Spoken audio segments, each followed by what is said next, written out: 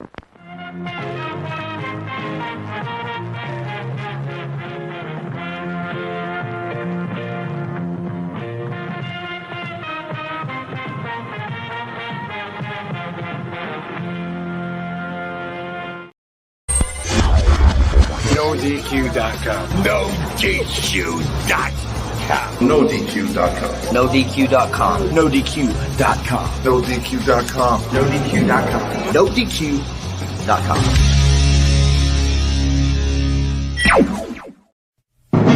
The Jeff Meacham Network's Multiverse of Media. For over 15 years, the recognized symbol of excellence and the standard bearer in coverage of sports and entertainment.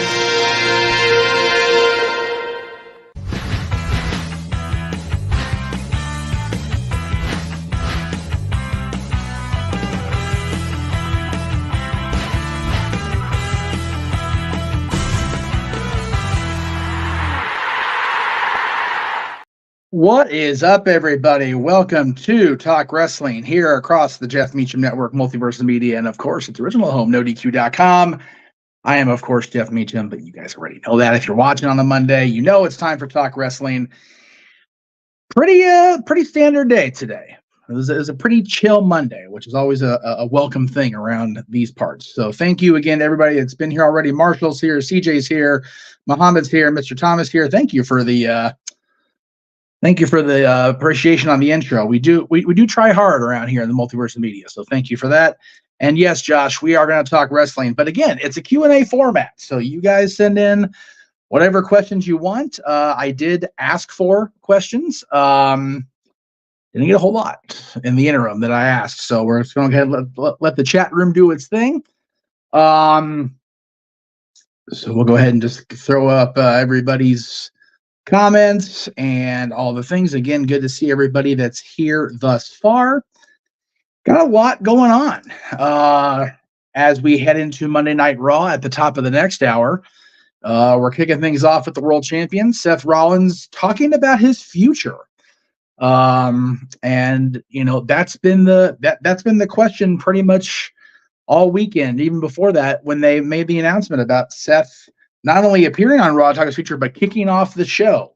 Does Seth relinquish the World Heavyweight Championship with this alleged injury he's dealing with, or does Damian Priest cash in and go from being Senior Money in the Bank to Senior Campeon? That will be, I guess, what we find out here coming up at 8 o'clock Eastern over on the USA Network, TSN, wherever you're watching Monday Night Raw these days. It's definitely one of those weeks. You know, we've got the Royal Rumble coming up on Saturday, of course. We'll be having our coverage of the Royal Rumble, as we do, at 6 p.m. Eastern, 3 Pacific, across the multiverse, the Jeff Meacham Network Multiverse of Media. That'll be on Saturday. I'm hoping to be in the hotel room at Vegas on time. We're just dealing with Saturday traffic going out to Nevada from here. So we'll see how that goes. But I'm hoping to at least be there for the intro and the duration, the majority of the premium live event watch along. I won't be there for Mike Night, of course. I'll be at the Paradise Kitty show, but we'll talk more about that in the show portion. So yeah, with the road to WrestleMania officially kicking off this Saturday, you know, I tried very hard to at least make it a little different. We're on the road to WrestleMania starting Saturday. It's that time of year, folks. It's our second Christmas, or actually our first Christmas of the year, because Christmas, of course, is the end of the year. But I always consider this another one of those like birthday time celebrations, one of those holiday feels, because the WrestleMania season, the road to WrestleMania from Royal Rumble till the big event on April 6th and 7th in Philadelphia is just such a cool time of year. So I'm looking forward to whatever goes down tonight on Raw and whatever comes up this weekend. Sometimes I do like the childlike magic of the Royal Rumble back when an 8-year-old Mr. Tom believed it. Yes. You know, it's funny. I think we were talking about this on the review last night. I tried to catch what I could with the rain being what it be here in Santa Clarita and technology being what it being. I caught most of it. And they were talking about, you know, missing the surprise element of the Royal Rumble. And, in recent years, it's like, they'd have guys, okay, well, he's going to win. He's definitely not going to win. And it was also like that when I was younger, when I was first started watching. It's like, you knew that like Dino Bravo wasn't going to win the Royal Rumble, right? It wasn't going to be a thing. It was going to be the Hulkster. It was going to be, the Undertaker. It was going to be somebody like big, like a big time name. You don't know this year. The going theory is Punk or Rhodes or, whatever, but you just honestly don't know, like, for certain. And I think that's a great element. Speaking of Cody Rhodes, I love the WWE 2K24 covers. They're all really cool. You got the deluxe edition with Rhea and Bianca on it. I really want that WrestleMania 24, WrestleMania 40 variant. Oh my God, that looks great. The poster is so cool. And being a fan as long as I've been, I'm like, yeah, I want that one.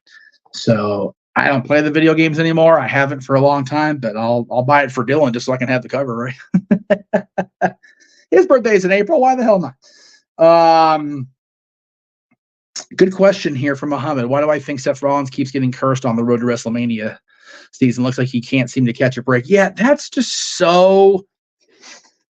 It definitely seems like the architect is snake bit when it comes to WrestleMania season. That's the unfortunate way of things. It's sad, But again, we don't know the extent of the injury as of yet. We won't know until, in theory, the top of the hour. I've tried very hard to stick to the let you see it on the WWE press release. Sorry for the shaky here. I'm trying to get this damn camera set up because it's all wonky. I apologize. Until you see it on WWE press release, it is not official. But he's definitely addressing his future. So we'll see what happens there with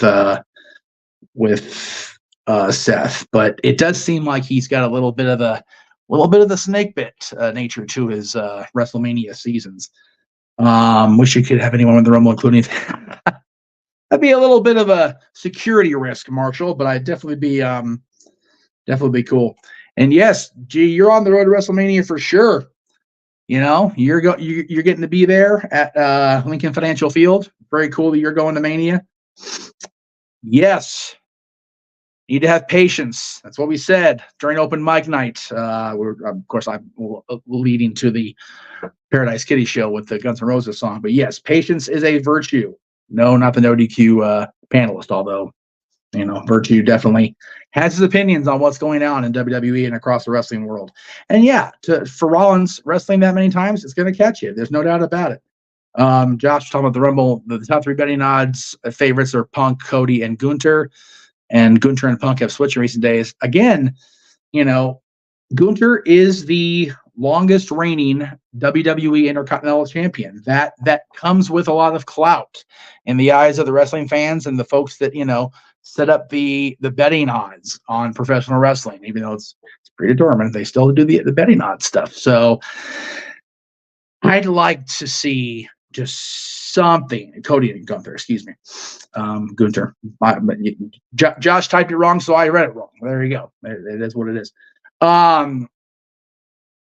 It's just there are so many different ways they can go. Great example here. They can have Rollins, possibly have a triple threat with Punk and McIntyre. I personally don't have the desire to see a triple threat just for the sake of protecting Seth Rollins, if that makes any sense. I'd rather see a triple threat be organized with a more organic feel of a storyline, if that makes any sense. Why should Seth lose a title? Roman Reigns. Let me see. Okay, so that's been one of the arguments going around that, why can't Seth take a kind of a in-ring break and not appear as much like Roman's been doing? Because I think the whole idea of the World Heavyweight Championship and Rollins getting it was because Roman's on his own little schedule. And I say little, meaning little appearances. He's going to be the champion, so you don't want to call it little. But I think the idea was to differentiate it from Roman, and now with Rollins hurt, you almost don't want to fall back on old habits, right? They teach us in therapy and in programs, you want to do everything you can to avoid falling back on old habits. So having Rollins not appear often or appear but don't defend the championship or don't wrestle in the ring will seem almost like they're doing the same thing as they are with Roman, which is not what they want to do, at least for my money. Yeah, with Chad, Tom, it just kind of felt like it definitely would be bad for Punk. I'm surprised too that Chad Gable kind of fell off. Unfortunately, they actually talk. They're talking about this. I'm watching another channel's podcast today.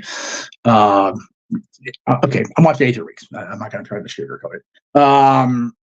Trying to dance around getting that bullshit backlash, but whatever. The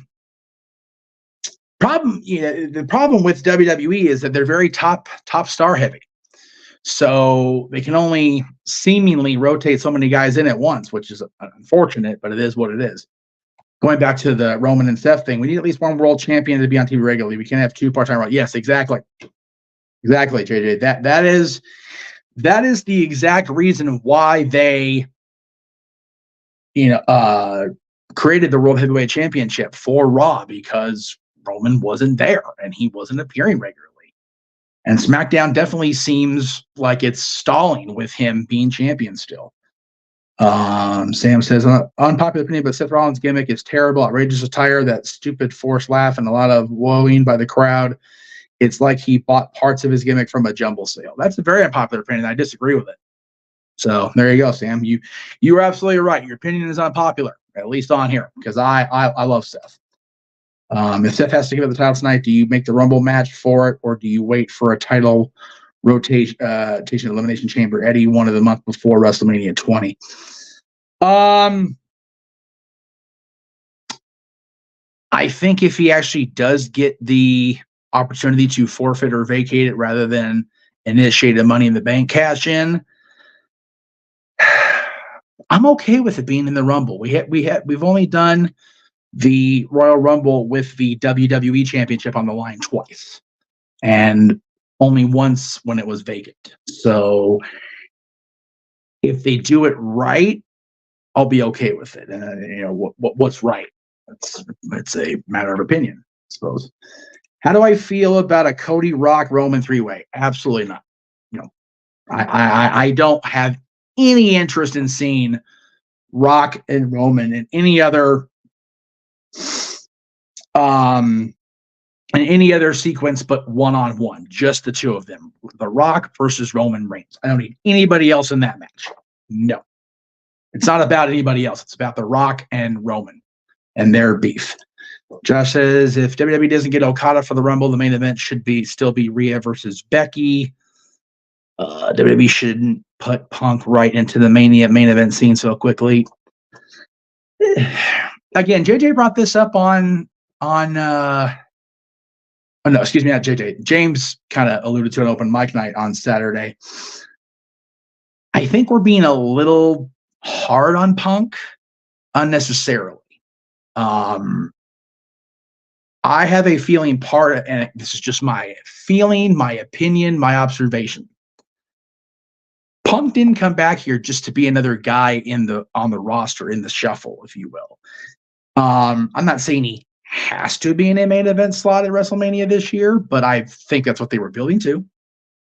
So, my problem with Cody winning the Rumble again and main eventing WrestleMania again is if he wins and he becomes the champion, then I'll feel like, why didn't they just do it last year when they were here, when the story was fresh and felt more ready to go? Like, it just feels like they're just running it back at this point, and I'll be personally pissed because I could have seen it happen here for me. Do I think people will respect Jinder Mahal more if he had awesome matches like Sheamus, Lashley, Gunther, and McIntyre? Possibly, Psycho. I just don't. I think the the hindering of Jinder Mahal is directly tied into the fact that he's always been a less than top tier top tier talent as presented. I think Jinder Mahal is a great talent. He is a tremendous in-ring professional wrestler and a great performer. I just think he's always been presented as the guy who's lesser than. So when he became champion, it was like, what? Whereas Sheamus getting it when he first got it, remember, Sheamus was like, what is this guy? Oh, he's Triple H's workout buddy. That's why. Lashley getting it was like, oh God, finally. Gunther, when he gets it, will be like, damn, about time. McIntyre getting it when he got it was about time. Jinder Mahal doesn't have that feel to him, I think, and that's strictly because of the way WWE has presented him. I don't think it has anything to do with his awesome match quality, because when he goes, he can go. Last Friday on Rampage, Jeff Hardy lost to Darby Allin. Any sense are they going for a Jeff Hardy heel turn? The Hardys definitely seem like they're doing something different. They need to do something different. Their presentation is just kind of there. So I would say they need to shake up something. I understand it's not even been 10 years, but it's also a different championship, and we're in a shitty spot. We're in a tight spot. We need to do something. So that's the only reason why I would say, let's do it. Let's go ahead and do the thing. Because they're in a circumstance they weren't counting on. I'm not saying it's the most creative way out, but it is an out. Punk can win it now and then pivot to Mania with a different opponent. Exactly. There you go. I'm not saying do a vacancy. I'm saying it's an option. Again, the way I would go about it, and I talked about this on Saturday when JJ brought the question up in the main event spot of the final segment of Open Mic Night the other night, is I feel like the best way to go would to have it be Drew McIntyre and CM Punk one-on-one for the championship if Rollins is unable to get through the injury. And it feels like his championship reign is going to be pulled back to a part-time situation between now and April 6th. So I feel, and again, I said this on Saturday, there are so many different ways to go about this, and still got that patience, 45 more minutes, and then we will hopefully hear from Seth Rollins and see what the future holds for him and the World Championship.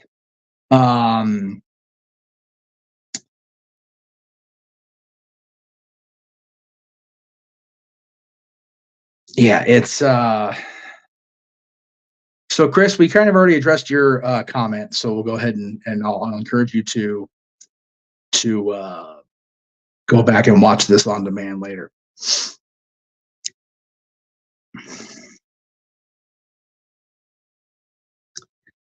Seriously, I always found it fascinating how you don't really like people who might be real life jerks or have been rude to you, like the Bucks, Kingston, Steen, and Punk. Well, I tend to feel like if you're rude to me for what I perceive as no reason, then I don't feel like I should have to like you, right? Does that make sense? The Bucks and I got along fine for a long time. It just feels like they, their perception of the audience changed when they moved away from just being part of a roster. Eddie Kingston, again, I do chalk Eddie Kingston's attitude up to, his mental health condition and the fact that I've got one too, but it didn't correlate. Kevin Steen and I just never got along. It just wasn't meant to be that he and I would get along. But I was still very happy for him and Sammy when they became the champions at WrestleMania, because it was our PWG guys doing their thing. Punk's never been directly rude to me, but he has been rude to other people. He was rude to me when I first met him at a PWG show in 2004. But by that same token, he was very nice and very respectful to my father at the NHL All-Star Game weekend back in 2017, I think it was. So I gauge people not just by how they treat me and interact with me, but how they interact with me and mine. You know, there was a great example. There was a pro wrestler that we had over here for a pay-per-view watch along. I forget what WrestleMania was, to be honest with you. It may not even been WrestleMania. And he and his wife at the time were both so respectful and cordial and nice to me. And even when I saw him last year, after many years of not having seen him and his wife, again, very nice, very respectful. I have heard from other people that this wrestler was just a miserable human being and one of those guys in wrestling that you just don't trust, you know, with your wives or whatever. And it's like, okay, I don't have any visual evidence of that person being this way to me or in front of me. So how am I supposed to know it's not just speculation and scuttlebutt and bullshit? Those guys have been directly rude to me at one point or another. But like I said, I'm not exactly the easiest guy to get along with either. So anyway, let's see.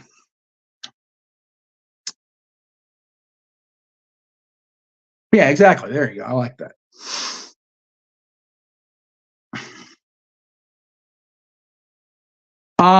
Didn't meet Scott through the program I referenced earlier. I did interact with Scott outside of any program. Actually, I met Scott a couple different times in person. Scott Hall, if you're just listening to Talk Wrestling, I did meet Scott Hall. The question Jerry said was, did you ever get to meet Scott Hall through the program? I got to meet him, his son Cody, and X-Pac. All three were awesome and talked to us if we were friends for years. I did not get a chance to meet Scott in person more than the two times that I did. The first time we met was at Turning Point 2004, the after party, I should say, for Turning Point 2004.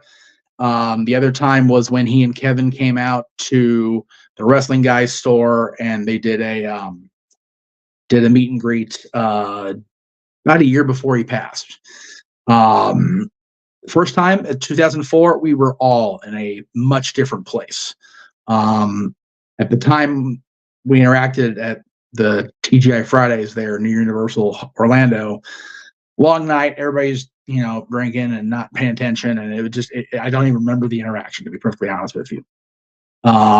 Meeting at the Wrestling Guys store, everybody was sober and back on track in their lives. And it was a wonderful interaction. I did get to communicate with him through TDPY over messages, and I always found him to be just a respectful person who realized they'd made a mistake in their life, and it was so unfortunate that he passed the way he did.